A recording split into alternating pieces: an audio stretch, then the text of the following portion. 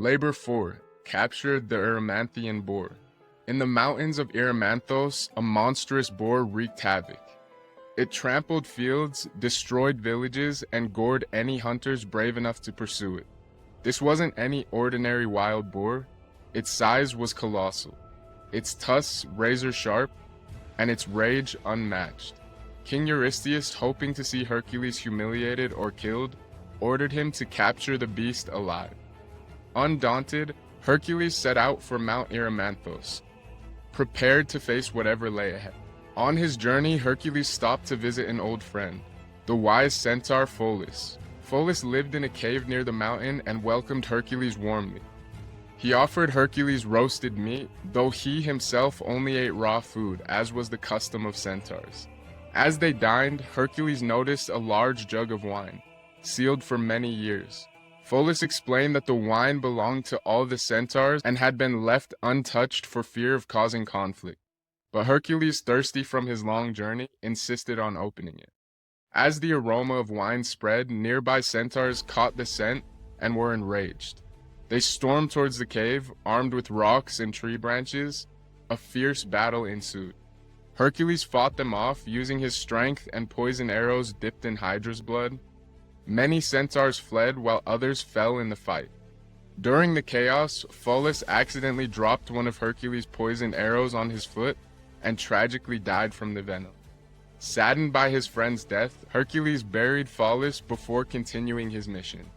Climbing higher into the cold, snow-covered peaks of Mount Erymanthos, Hercules finally heard the terrifying snorts and grunts of the Erymanthian Boar.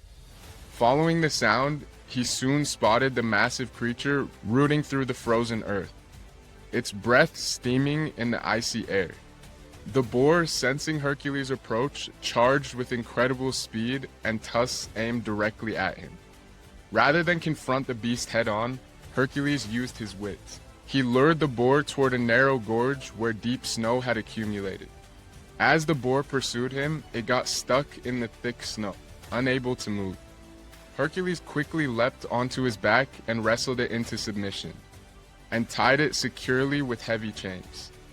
Hercules carried the bound boar back to Tiryns. When he reached the city, Eurystheus was so terrified at the sight of the giant, snorting beast that he fled and hid inside a large bronze jar he had ordered made specifically to protect himself from Hercules.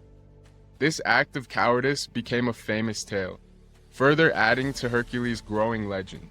After presenting the boar, Hercules released it back to the wild, as Eurystheus had no desire to keep the ferocious creature anywhere near his kingdom.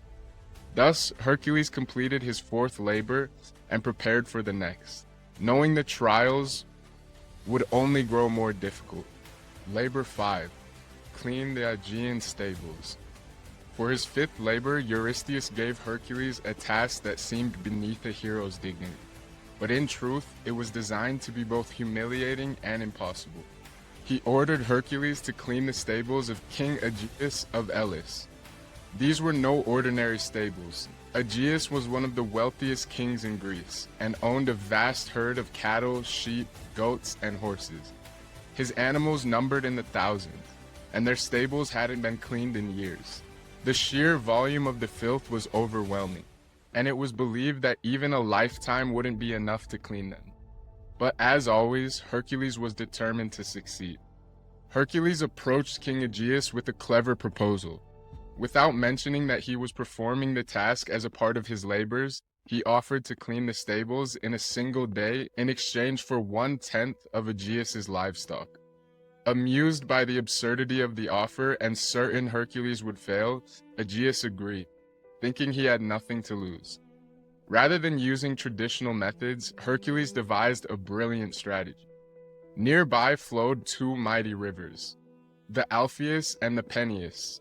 Hercules realized that if he could divert the rivers through the stable, the rushing water would carry away years of accumulated filth in hours. Using his incredible strength, Hercules dug channels from the rivers to the stables.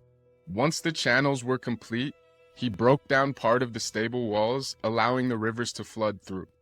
The powerful currents washed the stables clean in a matter of moments, leaving them spotless. When Aegeus saw that the impossible task had been completed, he was furious. He refused to honor the agreement, claiming Hercules had cheated by using the rivers. To make matters worse, he denied that he had ever promised Hercules any reward and even banished him from his kingdom. Angered by this betrayal, Hercules gathered witnesses who had heard Aegeus's original promise and prepared to take the matter to court. Before the case could be judged, however, Eurystheus intervened. He declared that the labor didn't count because Hercules had tried to earn a reward for it, which went against the spirit of the labors. Despite the injustice, Hercules moved on to his next task. This labor demonstrated not only Hercules' immense strength, but also his cleverness and ability to solve problems through unconventional means. Though Eurystheus refused to count it, the tale of Hercules cleaning the Aegean stables in a single day became legendary throughout Greece. Labor 6. Drive away the Stymphalian birds. For his sixth labor, King Eurystheus tasked Hercules with driving away the Stymphalian birds, a deadly flock of man-eating creatures that plagued the marshes near Lake Stymphalis in Arcadia. These monstrous birds were sacred to Ares, the god of war, and were said to have metallic beaks and claws sharp enough to pierce armor. They terrorized the countryside, attacking crops, livestock, and even humans. Unlike Hercules' earlier tasks, which relied mostly on brute strength, this labor required cleverness and ingenuity. Hercules set out for Arcadia, where the dense marshlands made it difficult to move or track the birds. The thick vegetation and boggy ground provided the perfect hiding place for the flock. Each time he drew near, the birds would take to the sky, vanishing beyond reach. Hercules realized that if he didn't find a way to force the birds into the open, he would never be able to complete the task. While contemplating how to approach the problem, Hercules was visited by the goddess Athena. She offered him a special tool, a pair of bronze castanets, forged by the craftsman god Hephaestus. Athena instructed Hercules to use the clappers to create a loud, terrifying noise that would startle the birds and drive them out of hiding.